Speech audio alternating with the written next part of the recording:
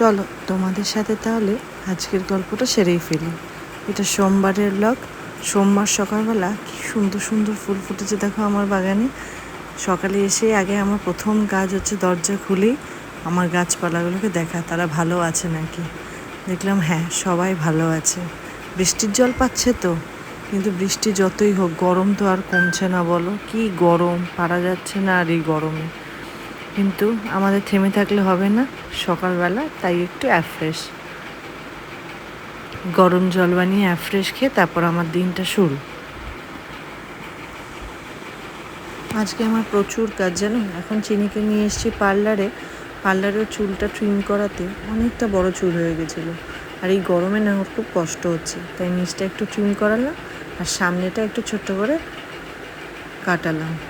সে তো বসে থাকার মেয়ে নয়, খালি ঘাড় গাত এদিক ওইদিক করছে আর এদিক টুম্পাদি খুব রেগে যাচ্ছে, কিন্তু কিছু করার নেই।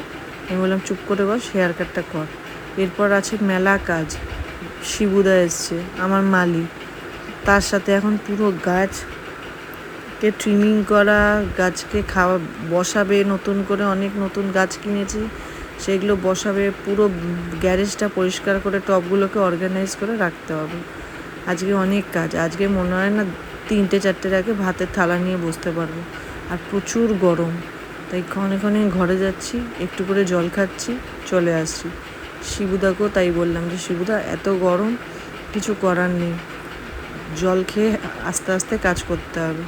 তো শিবুদা এখন মাটি তৈরি করছে, আমি ততক্ষণ গাছগুলোকে সব সামনাসামনি এনে দিচ্ছি। শিবুদা বলছে বৌদি আপনি এত গাছ কেনেন আর আমার মাথাটা এই গরমে খারাপ করেন ফোন করে করে। যাই হোক চলো। আচ্ছা তোমরা সবাই আশা করছি খুব ভালো আছো। একটু গরমে এত গরম থাকতে পারছি না। এই যে বাজার থেকে এলাম, দেখতেই পাচ্ছ ঘাম টোপে টোপে পড়ছে, প্রচুর গরম এখানে।